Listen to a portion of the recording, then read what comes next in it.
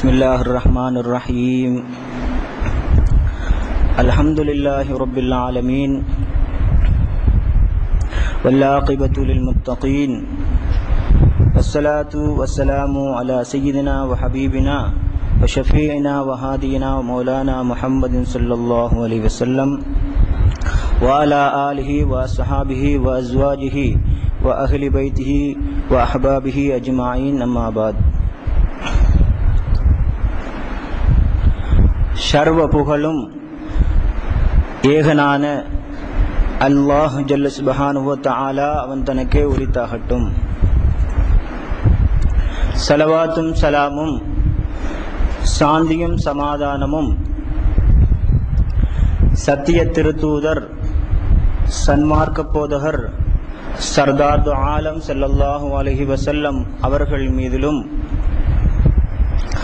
அன்னாரை பின்துயர்ந்து உயரிய நிலையினை பெற்ற சஹாபா பெருந்தகைகள், தாபியின்கள், தபஅ தாபியின்கள், ஒலிமார்கள், நல்லவர்கள் அனைவர்கள் மீதிலும், குறிப்பாக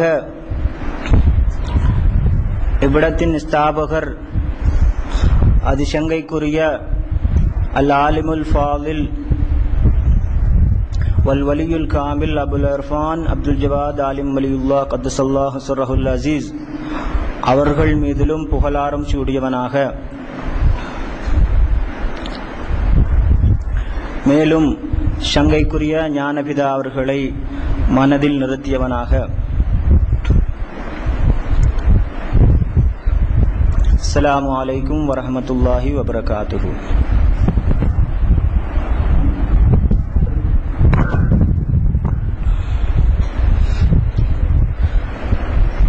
கண்ணியத்திற்குரிய பெரியோர்களே, தாய்மார்களே, சகோதர சகோதரிகளே, அல் ஜாமியத்துர் ரப்பானியா அரபு கலாவிடத்தினுடைய மாணவர்களே, எம் அனைவருக்கும்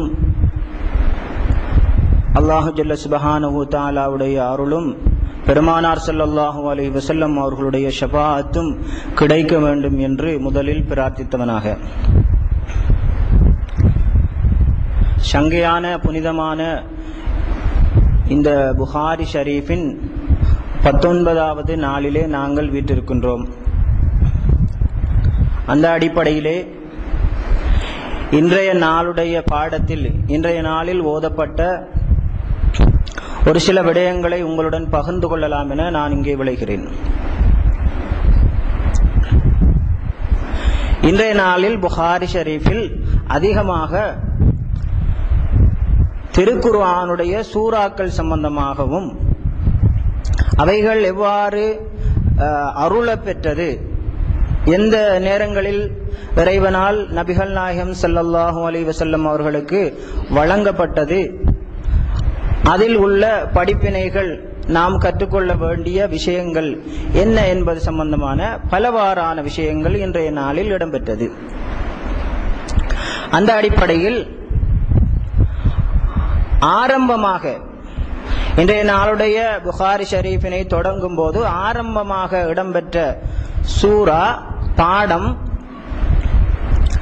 தௌபா, சூரத்து தௌபாவுடைய விஷயங்கள் சம்பந்தமாக, சூரத்து தௌபா சம்பந்தமான ஹதீஸ்கள் இடம்பெற்றது.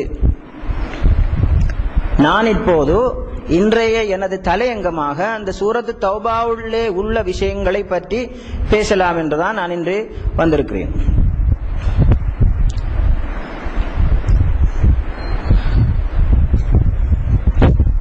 அன்புக்குரிய சகோதரர்களே, என்னுடைய அந்த தலைப்புக்கு செல்வதற்கு முன்னால் இந்த உலகத்திலே உள்ள விஷயங்களை பார்க்கும்போது, உலகத்திலே உள்ள மனிதர்களுடைய செயற்பாடுகளை பார்க்கும்போது, அதிகமான மதங்கள், அதாவது உலகத்திலே உள்ள எல்லா மதங்களும் நல்ல விஷயங்களைத்தான் போதிக்கின்றது.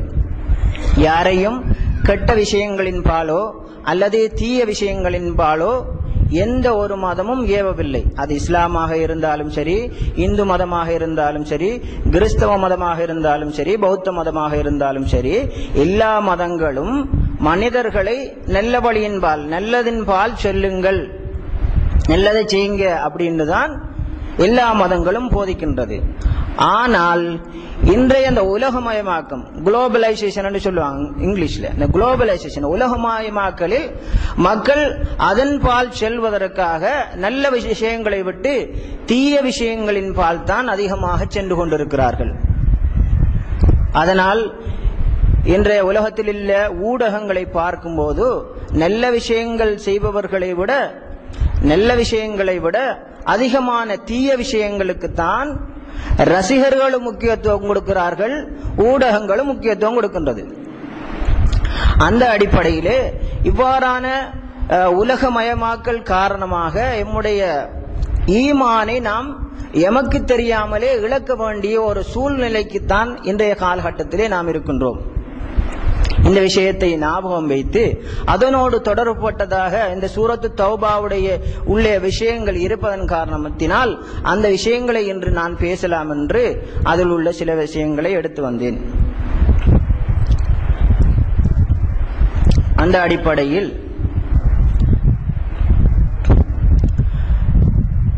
நாம் நேர்வழிபட வேண்டும், நல்ல விஷயங்களை நல்ல காரியங்களை செய்ய வேண்டும் என்பதற்காகத்தான் இறைவன் ஹக்கு சுப்ஹானஹு வ தஆலா திருக்குர்ஆனை பெருமானார் ஸல்லல்லாஹு அலைஹி வஸல்லம் அவர்களுக்கு அருளினான். பெருமானார் ஸல்லல்லாஹு அலைஹி வஸல்லம் அவர்களுடைய மோஜிசாத்துக்களிலே பெரிய ஒரு மோஜிசாத், அதிசயம், அற்புதம் என்னவென்று கேட்டால் அது குர்ஆன் என்று நாம் சொல்லலாம். அதே போல திருக்குர்ஆன் என்பது அல்லாஹ்வுடைய பேச்சு, அவனுடைய கலாம், அவனுடைய பேச்சுக்கள் அடங்கியதுதான் அந்த குர்ஆன். சூரத்து தௌபாவுடைய விஷயங்களை பேசுவதற்கு முன்னால் அதனுடைய தாயாக இருக்கின்ற திருக்குர்ஆன் சம்பந்தமாகவும் சில விஷயங்களை பகிர்ந்தால் எமக்கு உதவியாக இருக்கும் என்பதனால் திருக்குர்ஆனிலே உள்ள சில விஷயங்களையும் சொல்லலாம் என்று நான் நினைக்கிறேன்.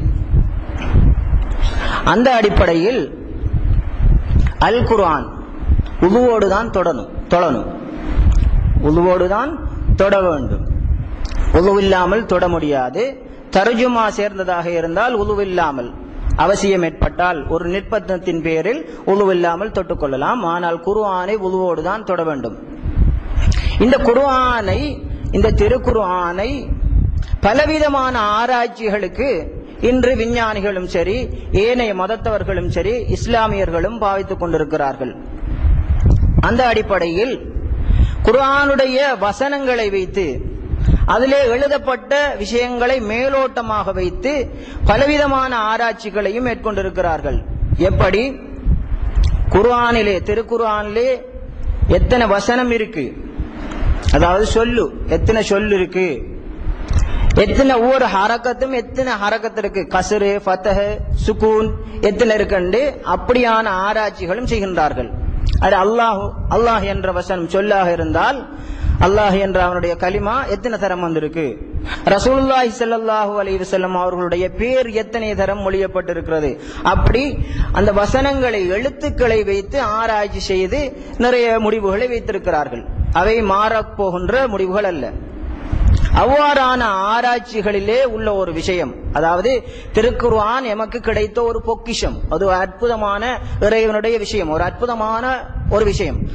அதனுடைய தாற்பயத்தை விளங்கிக் கொள்ள வேண்டும் என்பதற்காக ஒரு விஷயத்தை குறிப்பிட வேண்டும் என்றிருந்தால், திருக்குர்ஆனிலே 2 ஆயத்துக்கள் தான் அரபிலே உள்ள எல்லா ஹர்ஃபுகளையும் கொண்டு அடங்கியதாக இருக்கிறது. அரபில் உள்ள எல்லா எழுத்துக்களையும், அலிஃபிலிருந்து அலிஃப், ப, த அந்த வார எல்லா எழுத்துக்களையும் கொண்டமைந்ததாக திருக்குர்ஆனில் 2 வசனங்கள் தான் இருக்கின்றது. அதிலே ஒரு வசனம் சூரத்துல் ஃபத்ஹிலே இடம்பெறக்கூடிய 29வது வசனம், கடைசி வசனம். முஹம்மதுர் ரசூலுல்லாஹி வல்லதீன மஹு அஷித்தாஉ அலல் குஃபாரி ருஹமாஉ பைனஹும் தராஹும் ருக்அன் சுஜ்ஜதன் என்ற அந்த வசனம் தான் அரபு இலக்கணத்திலே உள்ள 29 ஹர்ஃபுகளையும் உள்ளடக்கிய ஒரு வசனமாக இருக்கிறது. நீங்க குர்ஆன போய் பிரட்டி சூரத்துல் ஃபத்ஹிலே உள்ள 29வது ஆயத்தை எடுத்து பாருங்க. ஒவ்வொரு ஹர்ஃபும் இருக்கான்னு பாருங்க. 29 ஹர்ஃபும் இருக்கும். அவ்வாறு ஒரு சம்பூரணமான 29 ஹர்ஃபுகளும் அடங்கிய ஒரு சம்பூரணமான வசனம் தான் இந்த வசனம். இதிலே இன்னும் ஒரு சம்பூரணம் இருக்கிறது, ஒரு பூரணத்துவம் இருக்கிறது இந்த வசனத்திலே. என்ன பூரணத்துவம்? இது மேலோட்டமான ஆராய்ச்சி, இது உள்நீச்சல் இல்ல, ஒரு மேலோட்டமாக ஆராய்ந்ததின் அடிப்படையிலே உள்ள கண்டுபிடிப்புகள். முஹம்மதுர் ரசூலுல்லாஹ், ரசூலுல்லாஹ் ஸல்லல்லாஹு அலைஹி வஸல்லம் அவர்களுடைய பெயரை அல்லாஹு ஜல்ல சுப்ஹானஹு வ தஆலா சம்பூரணமாக இந்த திருக்குர்ஆன் வசனத்திலே இடம்பெற்ற செய்திருக்கிறார். நபி, ரசூல் அப்படின்னு சொல்லாமலுக்கு லா இலாஹ இல்லல்லாஹ் முஹம்மதுர் ரசூலுல்லாஹ் என்ற எமது அடிப்படையான கலிமா இருக்கிறதே, அந்த கலிமாவிலே உள்ள பெருமானார் ஸல்லல்லாஹு அலைஹி வஸல்லம் அவர்களுடைய பேரை முழுமையாக இதிலே பயன்படுத்தி இருக்கிறான். 29 ஹர்ஃபுகள் என்ற ஒரு சம்பூரணம், அதே போல பெருமானார் ஸல்லல்லாஹு அலைஹி வஸல்லம் அவர்களுடைய பேர் முழுவதும் அடங்கியதுமான ஒரு சம்பூரணம். இது நபிகள் நாயகம் ஸல்லல்லாஹு அலைஹி வஸல்லம் அவர்களை அல்லாஹ் எந்த அளவு கண்ணியப்படுத்தி இருக்கிறான் என்பதற்கு ஒரு மேலதிகமான ஒரு ஆதாரம். அதே போல பின்னால், அதாவது இந்த வசனத்தின் பின்னால் அல்லாஹு ஜல்ல சுப்ஹானஹு வ தஆலா சஹாபாக்களை பற்றியும் சொல்கின்றான். வல்லதீன மாஹு அஷித்தாஉ அலல் குஃபாரி ருஹமாஉ பைனஹும் தராஹும் ருக்கஅன் சுஜ்ஜதன் யப்தகூன ஃபضலம் மினல்லாஹி வ ரிضவானா. என்ன அதனுடைய கருத்து? ரசூலுல்லாஹி ஸல்லல்லாஹு அலைஹி வஸல்லம் அவங்களோட இருக்கக்கூடியாக்கள் அஷித்தாஉ அலல் குஃபாரி, காபிரின்களின் மீது, இறை நிராகரிப்பாளர்கள் மீது மிகவும் கடுமையான ஆக்களாக இருப்பாங்க. அதே நேரத்தில் ருஹமாஉ பைனஹும், அவர்களிடத்தில் அந்த சஹாபாக்களுக்கு இடையில் மத்தியில் மிகவும் அன்பானவர்களாக இரக்கமுள்ளவர்களாக இருப்பார்கள். அதே போல நீங்க அவங்களை பார்த்தீங்கன்னா ருக்கஅன் சுஜ்ஜதன், ருக்கு செஞ்சு சுஜூது செய்யக்கூடிய ஆக்களாகவும் இருப்பார்கள், அதாவது வணக்கசாலிகளாக இருப்பார்கள். அதே போல யப்தகூன ஃபضலம் மினல்லாஹி வ ரிضவானா, அல்லாஹ்வுடைய திருப்பொருத்தத்தை எப்பொழுதுமே தேடிக்கொண்டிருப்பவர்களாக இருப்பார்கள் என்று சஹாபாக்களை பற்றியும் இந்த வசனத்தில் சொல்லப்படுது. ரசூலுல்லாஹுவையும் சொல்லி அதே போல அவர்களோடு எக்காலமும் எந்நேரமும் கூடவே இருக்கக்கூடிய அந்த சஹாபாக்களை பற்றியும் இதிலே அல்லாஹு ஜல்ல சுப்ஹானஹு வ தஆலா இணைத்திருக்கிறான். அதே போல பின்னால் இஞ்சில், தௌராத் வேதங்களில் அவர்களை பற்றி எவ்வாறு சொல்லப்பட்டிருக்கிறது என்பது சம்பந்தமாகவும் சேர்க்கப்பட்டிருக்கிறது. அது என்னுடைய தலைப்புக்கு மேலதிகமான ஒரு விஷயம் என்பதால் நான் விரிவாக சொல்லவில்லை. இதிலே ரசூலுல்லாஹி ஸல்லல்லாஹு அலைஹி வஸல்லம் அவங்கள சொல்லி, சஹாபாக்களை சொல்லி, பிறகு ஏனைய வேதங்களில் அவர்களை எவ்வாறு கூறப்பட்டிருக்கிறது, அவர்களுடைய சிறப்பை எவ்வாறு சொல்லப்பட்டிருக்கிறது என்று இந்த ஒரு வசனத்தில் அல்லாஹு ஜல்ல சுப்ஹானஹு வ தஆலா எல்லாத்தையும் சொல்லி 29 ஹர்ஃபையும் சேர்த்து ஒரு சம்பூரணமாக காட்டி இருக்கின்றான். இது மேலோட்டமாக, ஒரு மேலதிகமாக, ஒரு விசேஷமாக அல்லாஹு ஜல்ல சுப்ஹானஹு வ தஆலா பெருமானாரை எப்படி சிறப்புப்படுத்தியிருக்கிறான் என்பதை நாம் விளங்கிக் கொள்வதற்கு ஒரு சிறியோர் ஆதாரம்.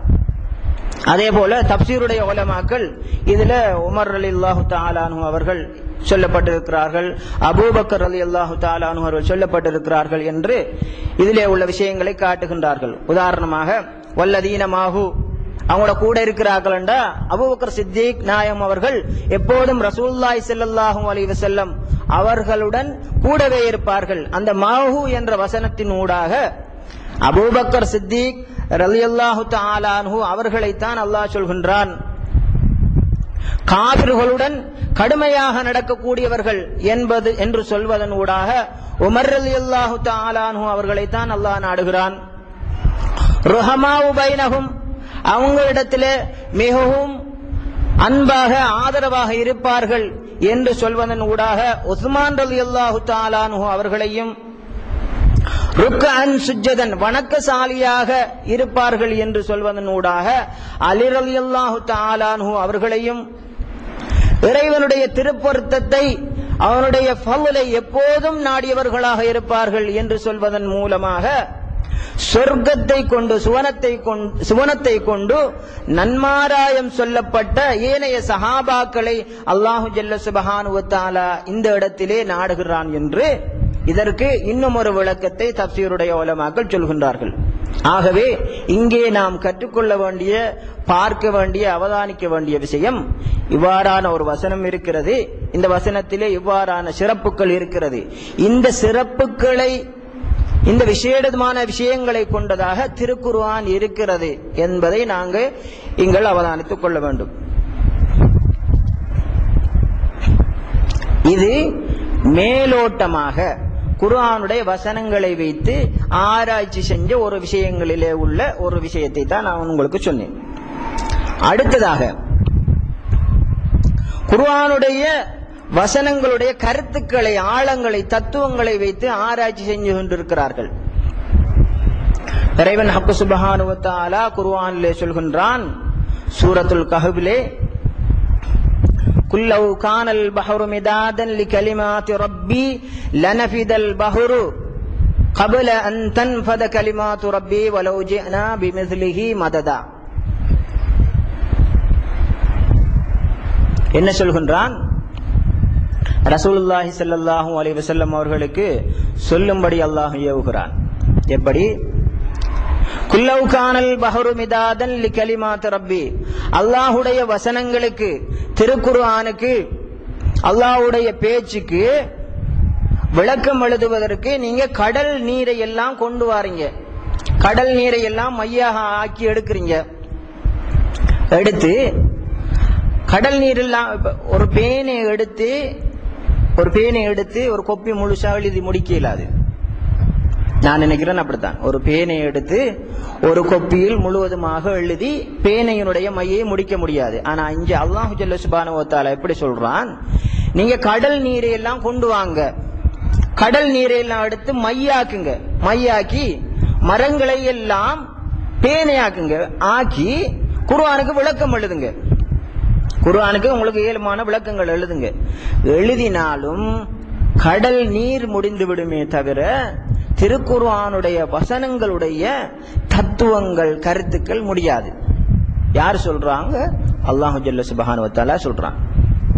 இது மனிதர்களுடைய கருத்து அல்ல, அல்லாஹ்வுடைய கருத்து. கடல் நீரை எல்லாம் கொண்டு வந்து மையாக்கி எழுதினாலும் குர்ஆனுடைய வசனங்களுக்கு கருத்துக்களை எழுதி முடிக்க முடியாது. அதே போல மேலதிகமாக தொடர்ந்து சொல்றான், நீங்க கடல் நீர் எல்லாம் முடிச்சு, நீங்க எழுதி முடிச்சிட்டீங்க, ஒரு மாதிரி எழுதி முடிச்சிட்டீங்க, அதுக்கப்புறம் இன்னொரு கடல் நீரை கொண்டு வந்து மையாக ஆக்கி நீங்கள் விளக்கம் எழுதினாலும் முடியாது, கருத்து எழுதி முடிய மாட்டீங்க, அவருடைய தத்துவங்களுடைய ஆழத்தை கண்டுபிடிக்க மாட்டீர்கள் என்று அல்லாஹு ஜல்ல சுப்ஹானஹு வ தஆலா இந்த சூரத்துல் கஹ்ஃபிலே இடம்பெறக்கூடிய 109வது வசனத்தின் மூலம் சொல்லி காட்டுகின்றார். ஆகவே குர்ஆனுடைய வசனங்களுக்கு எம்மால் ஆழம் கண்டுபிடிக்க முடியாது, இவ்வளவுதான், இந்த அளவுதான் இதற்கு கருத்து என்று எம்மால் தீர்மானம் செய்ய முடியாது. அதனால் தான் அதற்கு ஆதாரமாக நாங்கள் சொல்வதாக இருந்தால், இன்று விஞ்ஞானத்தில் நிரூபிக்கப்பட்ட விஞ்ஞான முடிவுகள் என்று சிலத்தை வச்சிருக்கிறாங்க. எப்படி? உலகம் தட்டையா உருண்டையா? உலகம் இப்படி ஒரு மேச மாதிரி இருக்குதா அல்லது உருண்டையா? ஆரம்ப காலங்கள் கிரேக்க தத்துவங்கள் உள்ள காலத்தில் என்ன சொன்னாங்க? பூமி தட்டை, ஒரு மேச மாதிரி, போனாங்க கீழே விழுந்துருவீங்க, உருண்டல்ல சொன்னாங்க. பிறகு வந்த தத்துவியலாளர்கள், விஞ்ஞானிகள் கண்டுபிடிச்சாங்க, இல்ல பூமி உருண்டை என்று சொல்லி. ஆனா அந்த தத்துவம் குர்ஆன்ல சொல்லப்பட்டிருக்கு. அத இப்ப நிரூபிக்கிறாங்க. 1400 ஆண்டுகளுக்கு முதலே குர்ஆன்ல உலகம் உருண்டை என்றுதான் சொல்லப்பட்டிருக்குன்னு சொல்லி அதை இப்ப கண்டுபிடிச்சிருக்கிறாங்க. விஞ்ஞானம் பிந்தி வருகிறது, குர்ஆன் முந்தி சொல்லிட்டு, அது விஞ்ஞான தத்துவங்கள் நிரூபிக்கப்பட்ட உண்மைகளை இப்ப குர்ஆன்ல சொல்லப்பட்டுன்னு கண்டுபிடிக்கிறாங்க. இது புவியியல், வானவியல், பிறகு தாவரவியல், இப்படி நிறைய இயல்கள் இருக்குது. இப்ப நீங்கள் பத்திரிகைகள், படிப்பு சார்ந்த விஷயங்கள் பார்த்தால், ஒரு ஆள் ஒரு விஷயத்தை ஆராய்ச்சா அதுக்கு இயல் போட்டு சொல்லுவாங்க. புவியை பத்தி ஆராய்ச்சாண்டா புவியியல் சொல்லுவாங்க. பூச்சியல் ஒன்று இருக்குது. பூச்சப்பத்தியார் ஆகிற அந்த கலைக்கு சொல்றாங்க பூச்சியல்னு சொல்லி. இப்படி அந்த ஒவ்வொரு துறைகளிலும் உள்ள விஷயங்கள் நிரூபிக்கப்பட்ட விஞ்ஞான உண்மைகள் எல்லாம் குர்ஆனிலே சொல்லப்பட்டிருக்கின்ற இப்போது கண்டுபிடித்திருக்கிறார்கள். ஆக குர்ஆன் என்பது ஒரு கரை கண்ட ஒரு புத்தகம் அல்ல. இறைவனுடைய பேச்சு கரை காண முடியாது. ஆகவே திருக்குர்ஆன் என்பது எமக்கு கிடைத்த ஒரு அற்புதமான ஒரு பொக்கிஷம். அதை பயன்படுத்தி எம்முடைய வாழ்க்கையை நாங்கள் சீராக்கிக் கொள்ள வேண்டும். அந்த அடிப்படையிலே இந்த சங்கையான இந்த திருக்குர்ஆனிலே நிறைய சூறாக்கள் இடம்பெற்றிருக்கிறது. எத்தனை சூறா? மொத்தம் 114 சூறாக்கள் குர்ஆனிலே இடம்பெற்றிருக்கிறது. அதிலே ஒவ்வொரு சூறாவுக்கும் ஒவ்வொரு சிறப்புகள் விசேஷத்துவங்கள் இருக்கின்றது. சூரத்துல் ஃபாத்திஹா குர்ஆனுடைய தாய், உம்முல் கிதாப் என்று சொல்லுவாங்க, குர்ஆனுடைய தாய் என்று சொல்லி. அதை நாம் அதிகமாக ஓதுவோம், தொழுகையில் ஓதுவோம், ஃபாத்திஹாக்கள் ஓதும் போது ஓதுவோம். ஏனைய நேரங்களில் அதிகமாக முஸ்லிம்கள் அனைவரும் பாடமாக்கி மனனம் செய்திருக்கக்கூடிய ஒரு சூரா ஃபாத்திஹா. அதே போல சூரா யாசின் திருக்குர்ஆனுடைய இதயம், கல்புல் குர்ஆன் என்று சொல்லுவாங்க, குர்ஆனுடைய இதயம் யாசின். சூரத்துல் ரஹ்மான், சூரத்துல் வாக்கியா, சூரத்து முஸம்மில், இவ்வாறு பிரபலமான சூறாக்கள் இருக்கின்றது, விசேஷமான சூறாக்கள் இருக்கின்றது. அவைகளை நாம் அதிகம் பயன்படுத்திக் கொள்வோம், அதிகம் ஓதக்கூடியவர்களாக இருப்போம். இந்த சூறாக்களில் எல்லாம் எம்மோடு அதிகமாக புழங்கப்பட்ட எமக்கு பரிச்சயமான சூறாக்கள். ஆனால் தனிச்சிறப்பாக விசேடத்துவமாக நாம் அதிகமாக ஓதாத ஒரு விசேடமான சூறாவாகத்தான் இந்த சூரத்து தௌபா இருக்கின்றது. அந்த சூரத்து தௌபாவிலே உள்ள விஷயங்கள் சம்பந்தமாக, அதில் கூறப்பட்ட சில விஷயங்கள் சம்பந்தமாகத்தான் நான் இன்று உங்களுடன் அதில் உள்ள சில விஷயங்களை பகிரலாம் என நினைக்கின்றேன். சூரத்து தௌபா, அதற்கு இன்னொரு பேருக்கு சூரா பரா, சூரத் பரா என்ற ஒரு பேர் இருக்குது.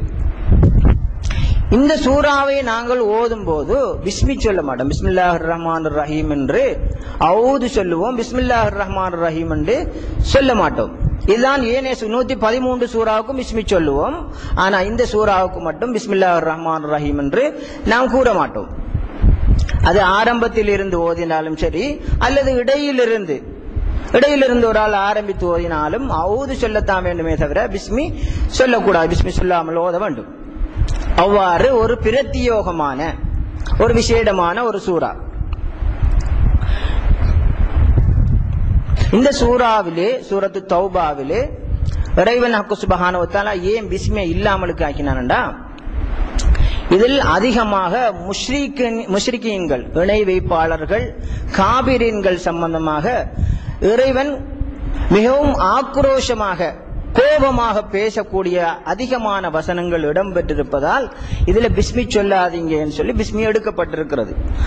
இறைவன் ஹக்கு சுப்ஹானஹு வ தஆலா இந்த சூறாவை ஆரம்பிக்கும் போதே பராத்தும் மினல்லாஹி வ ரசூலிஹி இலல்லதீன ஆஹத்தும் மினல் முஷ்ரிகீன், பராஅத்துன் அண்டா நீக்கப்பட்டு விட்டது, நீங்கி விட்டோம், இறைவனும் அவனுடைய ரசூலும் நீங்கி விட்டார்கள், இணை வைப்பாளர்களிடம் இருந்து யாரோடு நீங்கள் உடன்படிக்கை செய்து கொண்டீர்களோ அந்த முஸ்ரிக்கீன்களிடம் இருந்து இறைவனும் அவனுடைய ரசூலுல்லாஹி ஸல்லல்லாஹு அலைஹி வஸல்லம் அவர்களும் நீங்கி விட்டார்கள். அவங்களுக்கு முஸ்ரிக்கீன்களுக்கும் ரசூலுக்கும் அல்லாஹ்வுக்கும் எந்த சம்பந்தமும் இல்லை, நீங்க யாரோ நாங்க யாரோ, நீங்க உங்களுக்கு எங்களுக்கு சம்பந்தம் இல்லை என்று ஒரு பிரிவினையை ஆரம்பமாகவே இறைவன் ஹக்கு சுப்ஹானஹு வ தஆலா சொல்வதால் இதற்கு பிஸ்மில்லாஹிர் ரஹ்மானிர் ரஹீம் என்று சேர்க்கப்படாமல் இருக்கிறது. அவ்வாறு ஒரு விசேஷமான ஒரு தனித்துவமான சூறாவிலே உள்ள விஷயங்களைத்தான் நான் இங்கே சொல்ல போகின்றேன். அதிலே அந்த சூறாவிலே முனாஃபிகீன்கள் சம்பந்தமாகவும் முஷ்ரிக்கீன்கள் சம்பந்தமாகவும் அதிகமாக சொல்லப்பட்டிருக்கின்றது.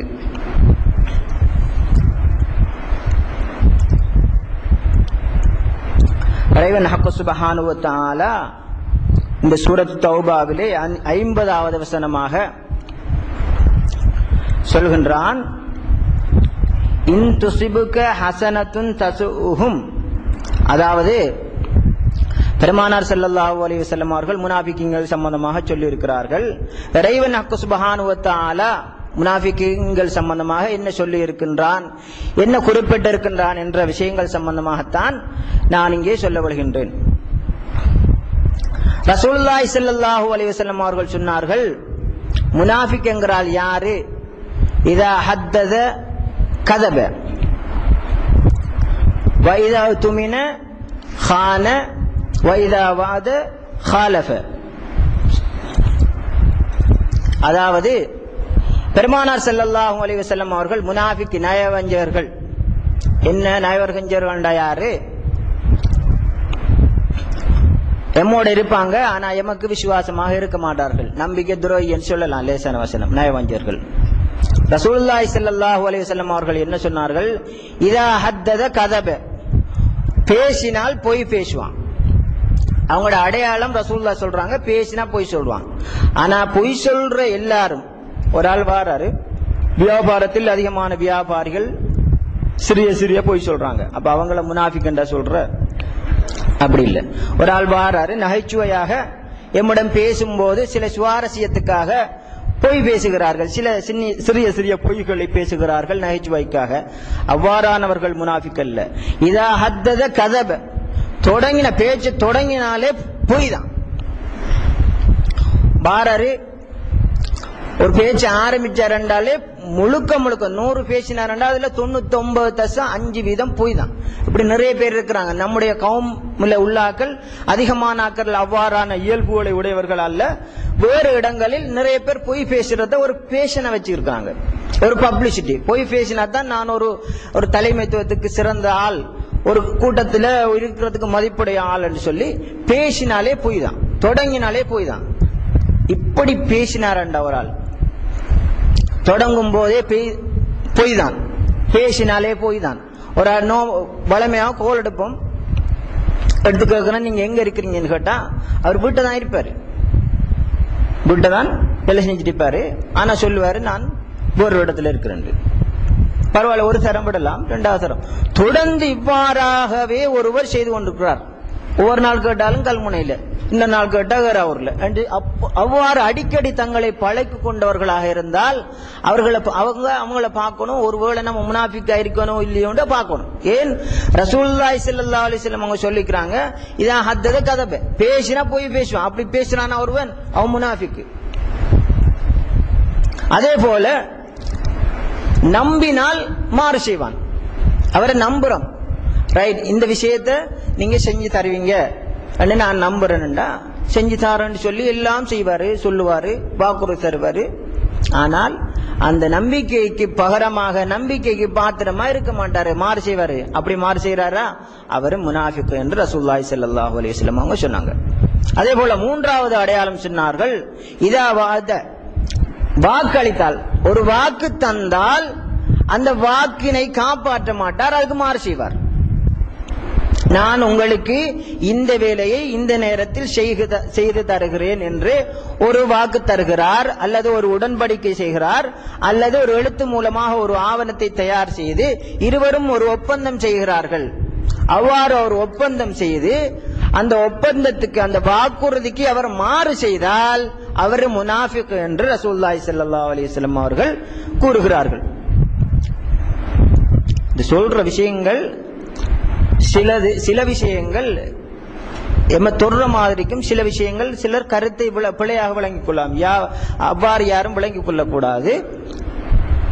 நம்ம சில வாக்குறுதிகள், சிலருக்கிடையில் சின்ன சின்ன வாக்குறுதிகள் நடக்கும். வியாபாரத்தில் அதிகமாக வாக்குறுதிகள் நடக்கும். இந்த சாமான் நீங்க இன்றைக்கு கொண்டு தாங்க, இல்ல நாளை தாங்க, இந்த செக்கு நாளை தாங்க என்று. அவ்வாறான சின்ன சின்ன வாக்குறுதிகள் அல்ல. சில நேரங்களில் அவங்க சொல்லுவாங்க, ரைட், எனக்கு இந்த விஷயத்தை இன்றைக்கு செய்ய முடியாமல் போய்விட்டது, இதை நீ நாளைக்கு செய்கின்றேன் என்று ஒருவர் சொல்கின்றார். அவரை நம்ம முனாஃபிக் என்று சொல்லுவோமா? அப்படி சொல்ல மாட்டோம். எப்போதும் மற்றவர்கள் மீது நல்லெண்ணம் வைக்கணும். இறைவன் சுப்ஹானஹு வ தஆலாவும் அப்படித்தான் சொல்கின்றார், ரசூலுல்லாஹி ஸல்லல்லாஹு அலைஹி வஸல்லம் அவர்களும் அவ்வாறுதான் சொல்கின்றார்கள். ஆனால் இவ்வாறான விஷயங்கள் நடக்கும் போது அந்த விஷயங்கள் நமக்கு பொருத்தமா, நம்மள இருக்குதான்னு தான் பார்க்கணுமே தவிர ஏனையவர்களில் மற்றாக்களில் இருக்கிறதா இல்லையா என்று நாம் ஆராய்ந்து மற்றவர்களை ஆராயும் வேலைக்கு நாங்கள் சென்று விடக்கூடாது. மற்றவர்கள் சம்பந்தமாக கெட்ட எண்ணங்கள் வச்சீங்கன்னா, மற்றவர்கள் சம்பந்தம் இவர் பிழையானால், இவர் முனாஃபிக்கு, இவர் காஃபிர் அப்படி என்று நம்முடைய உள்ளத்தில் மற்றவர்களை பற்றி நம்ம ஒரு ஃப்ரேமை போட்டு கொண்டோம்டா, ஒரு வரைபடத்தை கீறிக்கொண்டோமே ஆனால் அல்லாஹ் ஜல்ல சுப்ஹானஹு வ தஆலா சொல்றான், நீங்க அப்படி செய்யறது எதற்கு சமம் தெரியுமா? உங்களுடைய சகோதரனுடைய மாமிசத்தை சாப்பிடுறதுக்கு விரும்புறமா நீங்க ஒரு ஆள்ல கெட்டெண்ணம் வச்சிங்கன்னு சொன்னா, இவர் கெட்ட ஆளுன்னு சொல்லி கெட்டெண்ணம் வச்சிங்கண்டா, அவர் சம்பந்தமா புறங்கூறி கோல் கூறி இருந்தீர்கள்டா, அவரோட மாமிசத்தை சாப்பிடுறதுக்கு நீங்க விரும்புறீங்க அப்படியான ஒரு ஆள் என்று அல்லாஹு ஜல்ல சுப்ஹானஹு வ தஆலா சொல்கின்றான். ஆகவே இந்த விஷயங்களை எம்மிலே நான் என்ற அந்த விஷயத்தில் பரீட்சித்து பார்க்க வேண்டுமே தவிர, நான் என்ற என்னுள் சோதித்து பார்க்க வேண்டுமே தவிர, மற்றவர் அவன் இவன் அவள் அப்படியானவர்களில் பரீட்சித்து பார்ப்பதற்கு நாம் விளையக்கூடாது. பெருமானார் ஸல்லல்லாஹு அலைஹி வஸல்லம் அவர்களோ, இறைவன் ஹக்கு சுப்ஹானஹு வ தஆலாவோ, வலிமார்களோ யார் எதை சொன்னாலும் அதை நமக்கு எடுத்துக்கொள்ள வேண்டுமே தவிர இன்னொருவரில் போட்டு பார்க்க கூடாது. இன்னொருடைய தீமை நன்மைகளை அளந்து பார்க்க நாம் போகக்கூடாது. எம்முடைய தீமை எம்முடைய நன்மைகளை நாம் அளந்து பார்க்க வேண்டும். அந்த அடிப்படையிலே இந்த சொல்லப்படுகின்ற விஷயங்களை எம்முள் பார்க்க வேண்டுமே தவிர இன்னொரு ஆளை வச்சு பார்க்க கூடாது. ஆகவே அந்த அடிப்படையில் பெருமானார் ஸல்லல்லாஹு அலைஹி வஸல்லம் அவர்கள் அவ்வாறு சொல்லி இருக்கிறார்கள். இறைவன் சுப்ஹானஹு வ தஆலா நயவஞ்சகர்கள், முனாஃபிகீன்கள், மாறு செய்யக்கூடியவர்களை பற்றி என்ன சொல்லி இருக்கின்றான் சூரத்து தௌபாவிலே என்பது சம்பந்தமாக தான் நான் இப்போது சொல்ல போகின்றேன். முதலாவது சொல்கின்றான், அவங்க எப்படியானாக்கள், உங்களுக்கு ஒரு நன்மை ஏற்பட்டுட்டால் துன்பப்படுவாங்க, மனசுக்குள்ள கஷ்டப்படுவாங்க, அவங்களுக்கு கஷ்டமா இருக்கு. உங்களுக்கு ஒரு நல்ல விஷயம் நடந்து விட்டால், உங்களுக்கு ஒரு நன்மை ஏற்பட்டால் அவங்க மனசுக்குள்ள கஷ்டப்படுவாங்க. ஐயோ இவருக்கு ஒரு நல்ல விஷயம் நடந்துட்டே என்று தங்களோட மனசுக்குள்ள கஷ்டப்படுவாங்க. ஒரு கெட்ட விஷயம் நடைபெற்றால் அவங்க சொல்லுவாங்க, நாங்கள் அந்த விஷயத்திலிருந்து தவிர்ந்து கொண்டோம். இறைவன் ஹக்கு சுப்ஹானஹு வ தஆலா சூரத்து தௌபா 50வது வசனத்திலே இந்த விஷயத்தை சுட்டிக்காட்டுகின்றார். எப்படி உதாரணம், ரெண்டு விஷயம் சொல்றான். ஒன்று, ஒரு ஆளுக்கு நம்முடைய சகோதரர் இஸ்மாயில்ங்கிற ஒரு ஆளை வச்சுக்கோ, இஸ்மாயிலுக்கு ஒரு நன்மை ஏற்பட்டா என்ன செய்வாங்க, கவலைப்படும். ஐயோ இவனே கிடைச்சிட்டு நமக்கு கிடைக்கலையே, நமக்கு கிடைச்சிருந்தா எவ்வளவு சந்தோஷமா இருக்கும் அப்படின்னு சொல்லி கஷ்டப்படுவாங்க, துன்பப்படுவாங்க. உதாரணமாக ரசூலுல்லாஹி ஸல்லல்லாஹு அலைஹி வஸல்லம் அவர்களுடைய உஹது போர் நடந்தது. அந்த உஹது போரிலே சஹாபாக்கள் சிலர் மரணித்தார்கள். அந்த உஹது போரிலே அதிகமாக தோல்வி அடையக்கூடிய நிலைதான் காணப்பட்டது, மரணித்தார்கள். அவ்வாறு மரணித்த போது முனாஃபிகீன்கள் சந்தோஷப்பட்டார்கள். ஏன்? அவர்களுக்கு கெடுதல் நடந்து விட்டது, அதனால் சந்தோஷப்பட்டார்கள். ஒரு நன்மை பத்ர் போரிலே வெற்றி பெற்றால் அவங்க என்ன நினைப்பாங்க, முனாஃபிகீன்கள், நம்ம போகாமல கூட்டுட்டோமே என்று அவர்கள் ஒரு நல்ல விஷயம் ஏற்பட்டால் கவலைப்படுவார்கள், கெட்ட விஷயம் ஏற்பட்டால் நான் உங்களோட சேராமலுக்கு விட்டுட்டோம் நல்லதுதான் என்று சொல்லுவார்கள் என்று இறைவன் சுப்ஹானஹு வ தஆலா இந்த வசனத்திலே சொல்கின்றான். அதே போல இன்னும் ஒரு விஷயம் சொல்கின்றான், நயவஞ்சர்கள் சம்பந்தமாக இன்னொரு உதாரணம் சொல்றான் எப்படி இருப்பாங்க என்றதுக்கு. எப்படி, வலா யஅதூன ஸலாத இல்லா வஹும் குஸாலா வலா யுன்ஃபிகூன இல்லா வஹும் காரிஹூன். முனாஃபிகீன்கள், நயவஞ்சர்கள் எப்படி இருப்பாங்க, அவங்க சோம்பேறிகளாக, சோர்வடைஞ்சவர்களாகத்தான் தொழுகைக்கு வருவார்கள். மேலும் வெறுப்படைஞ்சவர்களாக, விரக்தி உடையவர்களாகத்தான் தர்மமும் செய்வார்கள் என்று இறைவன் சுப்ஹானஹு வ தஆலா இந்த வசனத்திலே குறிப்பிட்டு காட்டுகின்றார். என்ன, தொழணும்டா மிச்சம் கஷ்டப்பட்டு தொழணுமே கஷ்டமா இருக்குது என்று ஒரு சோம்பல் நிலையோடு வந்துதான் தொழுவாங்க. அப்படி ஒரு ஆள் தொழுகிறாருண்டா அவர் நினைச்சு பார்க்கணும், நம்மள நிஃபாக்கு முனாஃபிக்குத்தனம் குடி வந்துட்டான்னு சொல்லி தன்னை யோசிக்கணும். ஆனால் சிலர் வருத்தமான நிலையில், சுகவீனமான நிலையில், சிலர் சோர்வடைந்த நிலைமையில் தொழுவார்கள். அவர்கள் அவ்வாறு யோசிக்க தேவையில்லை. அவர்களை பற்றி மற்றவர்களும் யோசிக்க தேவையில்லை. ஒரு முனாஃபிக்கா இருப்பாரோன்னு யோசிக்க தேவையில்லை. மற்றவர்களை பார்த்து எப்பயுமே பார்க்கக்கூடாது. நம்மளை மத்தி மட்டும்தான் பார்க்கணும். இறைவன் அல்லாஹ் சுப்ஹானஹு வ தஆலா என்ன சொல்றான் முனாஃபிக்குகள் சம்பந்தமா? அவங்க தொழ வந்தாங்களா சோர்வடைஞ்சவர்கள், சோம்பேறியத்தான் படுவாங்க. தொழுவணுங்கிறது ஒரு பெரிய ஒரு கஷ்டமா நினைப்பாங்க. அவ்வாறு வந்துதான் இந்த முனாஃபிக்கீன்கள் தொழுவார்கள். அதே போல வெறுப்படைஞ்சவர்களாகத்தான், கொடுக்க விருப்பம் இல்லாமல் தான் தர்மம் செய்வார்கள். ஒரு ஆளுக்கு ஒரு தர்மம் கொடுக்கிறேன்னாலும் கஷ்டப்பட்டு வெறும் கொடுக்கிறமே, நம்மட பொக்கையில இருந்து போகுது, 10 ரூபா போகுது, 100 ரூபா போகுது, 1000 ரூபா போகுதுன்னு சொல்லி மிச்சம் அது வெறுப்படைஞ்ச அந்த தர்மத்தின் மீது, அந்த சதக்காவின் மீது ஆசை இல்லாதவர்களாக தான் அந்த சதக்கா கொடுப்பாங்க. ஆனா விருப்பம் இல்லாமலும் கொடுப்பாங்க. அப்படி கொடுக்கிற ஆக்களும் இந்த முனாஃபிக்குகளுடைய கூட்டத்தில் உள்ளாக்கள் என்று இறைவன் அல்லாஹ் சுப்ஹானஹு வ தஆலா சுட்டிக்காட்டுகின்றார். அதே போல இன்னும் ஒரு இடத்திலே 67வது வசனத்திலே சொல்கின்றான், அவங்க எப்படியான ஆக்கள் என்றா பாவ காரியத்தை ஏவுவார்கள். பாவம் செய்யுங்கன்னா சொல்லுவாங்க முனாஃபிக்கீன்கள், பாவம் செய்யுங்கன்னு சொல்லுவாங்க. நன்மையை விட்டும் தடுப்பார்கள். நன்மை செய்யாதீங்கன்னு செய்வாங்க, சொல்லுவாங்க நன்மை செய்யாதீங்கன்னு சொல்லி. அதே போல அல்லாஹ்வுடைய பாதையில கொடுக்கிறதுக்கு, அல்லாஹுக்காக கொண்டு கொடுக்கிறதுக்கு, மார்க்கத்துக்காக வேண்டி கொடுப்பதற்கு தங்களோட கையை இறுக்கி மூடிக்கொள்வார்கள். அதாவது அல்லாஹ்வுடைய பாதையிலே செலவழிக்க மாட்டார்கள் என்று அல்லாஹ் ஜல்ல சுப்ஹானஹு வ தஆலா சொல்கின்றான். இதிலே 3 விஷயம் சொல்லப்படுது. ஒன்றென்ன, பாவ காரியத்தை ஏவுவார்கள். தங்களுடைய இருக்கக்கூடிய சகோதரர்களாக இருந்தாலும் சரி, நண்பர்களாக இருந்தாலும் சரி, பாவத்தை செய்யுங்க என்று சொல்லித்தான் ஏவுவாங்க.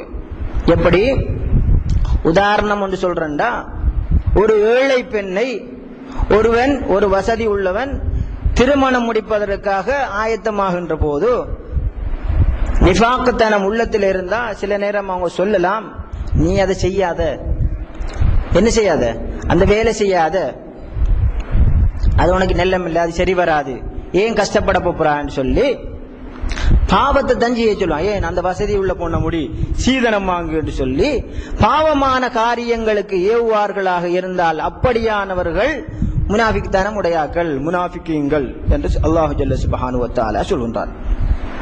அதே போல நன்மையை விட்டும் தடுப்பார்கள். நன்மை செய்யாதீங்கன்னு சொல்லி தடுப்பாங்க. எப்படி அதுக்கு உதாரணமாக சொல்ல வேண்டும் என்றால், இன்றைய நண்பர் குலாம் என்று இருக்கிறது. நண்பர் குலாம் இருக்கிறது. தொழுகை நமக்கு கடமையான ஒரு விஷயம். ஏதாவது ஒரு நிகழ்வுக்காக வெளியூர் செல்வோமாக இருந்தால் அவங்க சொல்லுவாங்க, குறிப்பிட்ட நேரம் தொழுகைக்காக குறிப்பிட்ட நேரம் வந்தால் சில நேரம் சொல்லலாம் தொழாதீங்க அப்படின்னு சொன்னார். ஒரு நன்மையான விஷயம், ஒரு நல்ல விஷயம், அல்லாஹ்வால் கடமையாக்கப்பட்ட ஒரு விஷயம், அதை செய்யாதீங்கன்னு சொல்லி அவங்க தடுத்தாரண்டா அவர் யோசிக்கணும், தந்த கல்வில நிஃபாக்குத்தனம் குடி வந்துட்டா நான் ஒரு நல்ல விஷயத்தை தடுக்கிறேனே. இதே போல பல உதாரணங்கள் உங்களுடைய வாழ்க்கை, நம்முடைய வாழ்க்கையோடு சம்பந்தப்பட்ட நிறைய உதாரணங்கள் இருக்கும். அவ்வாறான உதாரணங்களிலே இந்த விஷயங்களை நாங்கள் போட்டு பார்த்தால் நமக்கு தெரியும், எம்முடைய விஷயங்களிலே நிஃபாக்குத்தனம், நயவஞ்சகத்தனம் இருக்கிறதா என்று நம்மை நாமே சோதித்துக் கொள்ளலாம். அதே போல அல்லாஹுடைய விஷயத்திலே, அல்லாஹுடைய பாதையிலே மார்க்கத்துக்காக செலவு செய்ய மாட்டார்கள். தங்களுடைய கைகளை இறுக்கி மூடிக்கொள்வார்கள் என்று அல்லாஹு ஜல்ல சுப்ஹானஹு வ தஆலா சொல்கின்றார். இந்த விஷயத்திலே அல்லாஹ்வுடைய பாதையிலே செலவு செய்யக்கூடிய விஷயத்திலே நாம் கொஞ்சம் சிரத்தை எடுக்கக்கூடியவர்களாக, கவனம் செலுத்தக்கூடியவர்களாக நாம் எம்மை ஆக்கிக் கொள்ள வேண்டும். ஏன் செலவு செய்யாமல் இருக்கிறது முனாஃபிக்கிட தன்மை, முனாஃபிக்கிட குணாதிசயம், செலவு செய்யாமலுக்கு இருக்கிறது. அப்ப செலவு செய்யறது யார் குணாதிசயம்? மோமினுடைய குணாதிசயம். முனாஃபிக்கு மோமின் என்ன முனாஃபிக்கா இருக்கணும்டா அல்லாஹ்வுடைய பாதையில செலவழிக்காமலுக்கு இருந்தா வடிவா முனாஃபிக்கா போலாம். அல்லாஹ்வுடைய பாதையில் செலவு செய்தால் மோமினாக ஆகக்கூடிய சாத்தியம் உள்ளது. தொழாமலுக்கு மூமினாக இல்லாது, தொழணும் கட்டாயம். தொழாமலுக்கு இருந்து மூமினாகணும்னு சொல்லி அல்லாஹ்வுடைய பாதையில மட்டும் செலவழிச்சு வேலை இல்லை. நாம் அல்லாஹ்வுடைய பாதையில் செலவழிக்காமல் இருந்தால் முனாஃபிகீன்களுடைய கூட்டத்தின்பால் அல்லாஹு ஜல்ல சுப்ஹானஹு வ தஆலா எம்மை இழுத்துக்கொண்டு போட்டு விடலாம். ஆகவே எம்மை நாங்கள் தயார்படுத்திக் கொள்ள வேண்டும், சிரமப்படுத்திக் கொள்ள வேண்டும் அல்லாஹ்வுடைய பாதையிலே செலவு செய்வதற்கு. இந்த விடயங்கள், இந்த விஷயம் ரசூலுல்லாஹி ஸல்லல்லாஹு அலைஹி வஸல்லம் அவர்களுடைய காலத்தில் போர் விஷயங்களுக்காகத்தான் அதிகமாக பாவிக்கப்பட்டது. ஏன் போர் செய்ய வேண்டும் என்றால் அதிகமான பணங்கள், சொத்துக்கள், நிறைய பொருட்கள் தேவைப்படுவதால் நிறைய காசு, பணம் வேண்டும். அதனால் இறைவன் சுப்ஹானஹு வ தஆலா அல்லாஹ்வுடைய பாதையிலே நீங்கள் அதிகமாக கொடுங்கள் என்று சொல்வான். அதே போல ரசூலுல்லாஹி ஸல்லல்லாஹு அலைஹி வஸல்லம் அவர்களும் சஹாபாக்களை ஏவுவார்கள். அந்த காலத்தில் போருக்காக, யுத்தங்களுக்காக அல்லாஹ்வுடைய பாதைக்கு செலவு செய்ய வேண்டியவர்களாக அக்காலத்தில் உள்ள சஹாபாக்கள் இருந்தார்கள். இக்காலத்தில் நம்ம என்ன செய்யணும்? போர். அப்ப நம்ம என்ன செய்ய தேவையில்லை, கொடுக்க தேவையில்லை. என்ன அப்படியே வரும்? அப்படி வராது. இந்த இக்காலத்தில், இந்த தற்காலத்தில் என்ன இருக்கிறது? அல்லாஹ்வுடைய பாதையில் செலவழிக்க வேண்டும் என்றால் பள்ளிவாயல்கள் இருக்கிறது, மதரசாக்கள் இருக்கிறது, நல்ல காரியங்கள் சமூகத்திலே நடைபெறுகிறது. அவ்வாறான காரியங்களுக்கு நாம் செலவு செய்தால் இந்த அல்லாஹ்வுடைய பாதையில் செலவு செய்தவர்களாக நாம் ஆகிவிடலாம். ஆகவே இந்த வசனத்தில் அல்லாஹ் ஜல்ல சுப்ஹானஹு வ தஆலா முனாஃபிக்கீன்களுடைய அடையாளமாக இந்த 3 விஷயங்களையும் சொல்கின்றான். அதே போல 4வதாக ஒரு அடையாளம் சொல்றான். என்ன அடையாளம்? அந்த முனாஃபிக்கீன்கள் யாராவது தர்மம் செய்தால், சதக்கா கொடுத்தா அவங்கள கேலி கிண்டல் பண்ணுவாங்க, பகடி பண்ணுவாங்க. அப்படியானாக்கள் முனாஃபிக்கீன்களுடைய பட்டியலிலே உள்ளாக்கள் என்று அல்லாஹ் ஜல்ல சுப்ஹானஹு வ தஆலா இந்த இடத்திலே கூறி காட்டுகின்றான். எப்படி? ரசூலுல்லாஹி ஸல்லல்லாஹு அலைஹி வஸல்லம் அவர்கள் தபூக் யுத்தத்திற்காக சஹாபாக்களை உங்களுடைய பணங்களை, உங்களுடைய பொருட்களை, சொத்துக்களை கொண்டு வந்து தாருங்கள் என்று கேட்டார்கள். அப்போது எல்லா சஹாபாக்களும் தங்களால் இயலுமான அளவு, தங்களுக்கு எவ்வளவு முடியுமோ அவ்வளவு கொண்டு வந்து கொடுத்தார்கள். அதிலே சஹாபாக்கள் கொடுத்தார்கள். அதே போல சஹாபா பெண்மணிகள் தங்களுடைய ஆபரணங்கள், தங்களுடைய கைகளிலே போட்டிருந்த வளையல்கள், கழுத்திலே போட்டிருந்த மாலைகள், அவ்வாறு தங்களுடைய ஆபரணங்களை எல்லாம் கொண்டு வந்து கொடுத்தார்கள். தங்களுடைய தகுதிக்கு ஏற்ப, தங்களுடைய வசதிக்கு ஏற்ப தங்களுக்கு முடியுமான அளவு அவர்கள் கொடுத்தார்கள். அவ்வாறு கொடுக்கும் போது சிலர் அதிகமாக கொடுத்தார்கள், சிலர் குறைவாக கொடுத்தார்கள். அவ்வாறு கொடுக்கும் போது முனாஃபிக்கீன்கள் அதிகமாக கொடுத்த சஹாபாக்களை பார்த்து சொன்னாங்க, நீங்க முகஸ்துதிக்காக, பெருமைக்காண்டி தான் இதை செய்யறீங்க, இந்த கூட வந்து கொடுக்குறீங்களே இது பெருமைக்காண்டி தான் செய்யறீங்கன்னு சொல்லி கூட கொடுத்தாக்களை கேலி பண்ணினார்கள், ஏளனம் செய்தார்கள். அதே போல மிகவும் கஷ்டப்பட்டு குறைவான முறையில் குறைவாக கொண்டு வந்து கொடுத்தாக்களை சொன்னாங்க, இதெல்லாம் ஒரு சாமானா, இதெல்லாம் ஒரு பொருளா, இதெல்லாம் என்ன பிரயோஜனம் என்று அவர்களையும் குறைவாக கொடுத்தாக்களையும் கேலி பண்ணாங்க. அப்படி கேலி பண்ணாதீங்க. அப்படி கேலி பண்ணினால் அது நிஃபாக்குடைய தனத்திலே உள்ளது என்று அல்லாஹ் ஜல்ல சுப்ஹானஹு வ தஆலா இந்த ஆயத்திலே குறித்து காட்டுகின்றார்.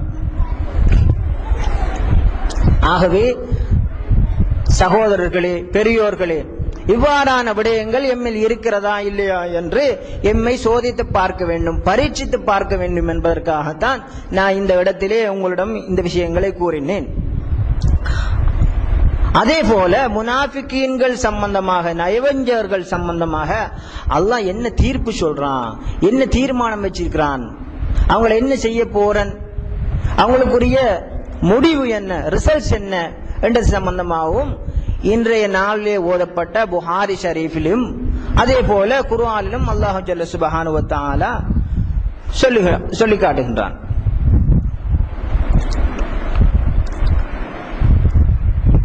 இன்றைய ஹதீஸிலே இடம்பெற்றது ஒரு சம்பவம் இடம்பெற்றது. அந்த சம்பவம் ஒரு பொருத்தமாக இருக்கும். முனாஃபிக்கீன்கள் சம்பந்தமாக அல்லாஹ் ஜல்ல சுப்ஹானஹு வ தஆலா என்ன நிலப்பாட்டில் இருக்கிறான், எவ்வாறு அவன் கோபமுடையவனாக இருக்கிறானா அல்லது இரக்கமுடையவனாக இருக்கிறானா என்பதற்கு ஒரு சம்பவம் எங்களுக்கு ஒரு சான்றாக இருக்கிறது. ரசூலுல்லாஹி ஸல்லல்லாஹு அலைஹி வஸல்லம் அவர்கள் தங்களுடைய சஹாபாக்களுடன் இருக்கும்போது ஒரு சஹாபி வாரார், வந்து சொல்றார், நாயகமே, என்னுடைய தந்தை இறந்து விட்டார், உபய் இப்னு சலூல் என்ற தன்னுடைய தந்தை இறந்து விட்டார் என்று அந்த சஹாபி சொல்கின்றார். அப்துல்லாஹ் இப்னு அப்துல்லா சொல்றான், என் தந்தை இறந்துட்டார் நாயகமே, நீங்க அவர் கபன் செய்யறதுக்கு, கபனிடுவதற்கு உங்களுடைய ஒரு ஆடை ஒன்றை தாங்க, ஒரு ஷர்ட் ஒன்றை தாங்க என்று சொல்லி ரசூலுல்லாஹி ஸல்லல்லாஹு அலைஹி வஸல்லம் அவர்களிடம் அந்த சஹாபி கேட்கிறார். ரசூலுல்லாஹி ஸல்லல்லாஹு அலைஹி வஸல்லம் அவங்க கொடுக்குறாங்க, கொடுத்து கபன் செய்யுங்கன்னு சொல்றாங்க. பிறகு அவர் சொல்கின்றார், நீங்கள் அவருக்காண்டி தொழுவீங்க, தொழுகை நடத்துங்கன்னு சொல்லி ரசூலுல்லாஹி ஸல்லல்லாஹு அலைஹி வஸல்லம் அவர்களை சொல்றாரு. உடனே ரசூலுல்லாஹி ஸல்லல்லாஹு அலைஹி வஸல்லம் அவங்க அவருக்கு தொழுகை நடத்துவதற்காக எழுந்தாங்க.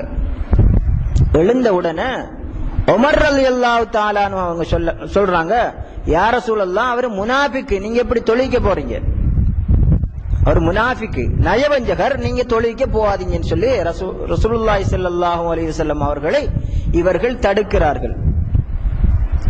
உடனே ரசூலுல்லாஹி ஸல்லல்லாஹு அலைஹி வஸல்லம் அவங்க சொல்றாங்க, விடுங்க, பிரச்சனை இல்லை, நான் அதை பார்த்துக்கிறேன் அப்படின்ற மாதிரி சொல்றாங்க. உடனே உமர் ரலியல்லாஹு தஆலா அன்ஹு சொல்றார்கள், அல்லாஹு ஜல்ல சுப்ஹானஹு வ தஆலா உங்களுக்கு அறிவிச்சிருக்கானே, அவங்களுக்காண்டி பாவ மன்னிப்பு தேடாதீங்கன்னு சொல்லி இருக்கிறானே, அவ்வாறு சொல்லி இருக்கும் போது நீங்க எப்படி அவருக்காண்டி தொழுவிக்கிறதுக்கு போவீங்க என்று சொல்லி இறைவனுடைய குர்ஆன் வசனத்தை ஞாபகப்படுத்துகின்றார்கள். அஸ்தக்ஃபிரு லஹும் அவு லா தஸ்தக்ஃபிரு லஹும் இன் தஸ்தக்ஃபிரு லஹும் 70 மர்ரத்தன் ஃபலன் யக்ஃபிரல்லாஹு லஹும். அற்புதமான ஒரு வசனம் அல்லாஹ் ஜல்ல சுப்ஹானஹு வ தஆலா சொல்கின்றார். இந்த சூரத்து தௌபாவிலே தான் இடம்பெறுகிறது. எப்படி? அஸ்தக்ஃபிரு லஹும், அவங்களுக்காண்டி நீங்க இஸ்திக்பார் செய்யுங்க, பாவ மன்னிப்பு தேடுங்க. அவு லா தஸ்தக்ஃபிரு லஹும், இல்ல நீங்க தேடாம இருக்கிறீங்க, அது பிரச்சனை இல்ல. இந்த 70 மர்ரத்தன், நீங்க 70 முறை அவங்களுக்காண்டி பாவம் மன்னிப்பு செஞ்சாலும், பாவம் மன்னிப்பு கேட்டாலும், ஃபலையக்ஃபிரல்லாஹு லஹும், அவர்களோட பாவத்தை அல்லாஹ் மன்னிக்க மாட்டான் என்ற குர்ஆன் வசனத்தை உமர் ரலியல்லாஹு தஆலா அன்ஹு அவர்கள் ஞாபகப்படுத்துகிறார்கள். அப்ப என்ன, நீங்க இஸ்திக்பார் செய்யலாது, இஸ்திக்பார் செய்யாதீங்க என்று அல்லாஹ் தஆலா சொல்லிக்கிறான். நீங்க எப்படி போறீங்க அப்படி என்ற அடிப்படையில் தடுத்தாங்க. அதுல இன்னொரு ரிவாயத்துல வருது, அவர்கள் நபிகள் நாயகம் ஸல்லல்லாஹு அலைஹி வஸல்லம் அவருடைய உடுப்பை பிடிச்சாங்க, அவங்களோட ஜுப்பா, அவங்களோட ஷர்ட்டை பிடிச்சாங்க, போவானான்னு தடுத்தாங்க, அந்த அளவு தடுத்தாங்க என்று சொல்லியும் ஒரு ரிவாயத்துல வருது. அப்ப இந்த நேரம் என்ன சொல்லியிருப்பாங்க ரசூலுல்லாஹ்? அல்லாஹ் சொல்லியிருக்கிறான், ஒன்றோ இஸ்திக்பார் செய்யுங்க, இஸ்திக்பார் செய்யாமலே போங்க. நீங்க 70 முறை இஸ்திக்பார் செஞ்சாலும் இந்த முனாஃபிக்குகளுடைய பாவத்தை நாம் மன்னிக்க மாட்டேன் என்று அல்லாஹ் ஜல்ல சுப்ஹானஹு வ தஆலா சொல்றான். ரசூலுல்லாஹ் என்ன சொல்லியிருப்பாங்க அந்த டைம்ல?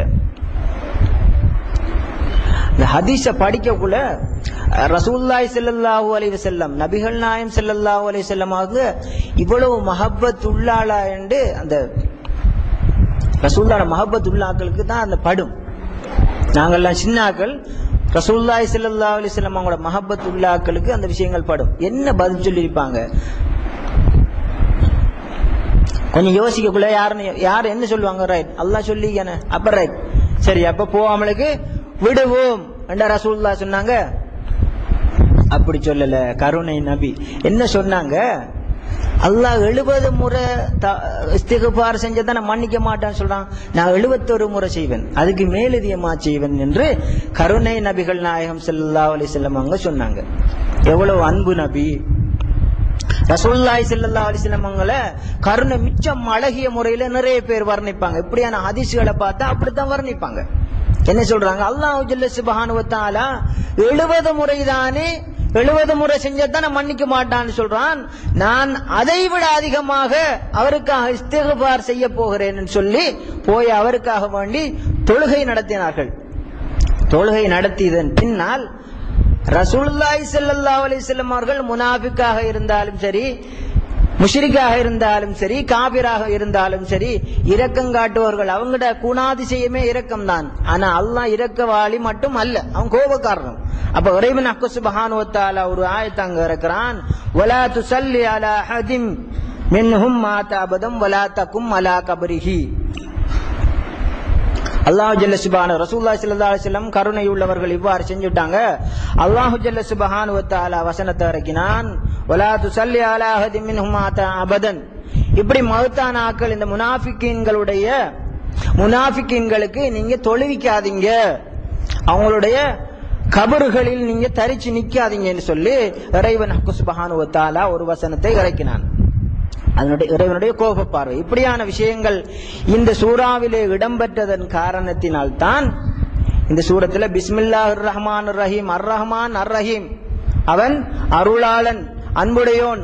அதனால் இந்த விஷயங்கள் மிகவும் அல்லாஹு ஜல்ல சுப்ஹானஹு வ தஆலா இந்த சூறாவில் கடுமையாக நடந்து கொண்டதன் காரணத்தினால் தான் இதுல பிஸ்மில்லாஹிர் ரஹ்மானிர் ரஹீம் என்ற விஷயம் ஈடுபட்டது.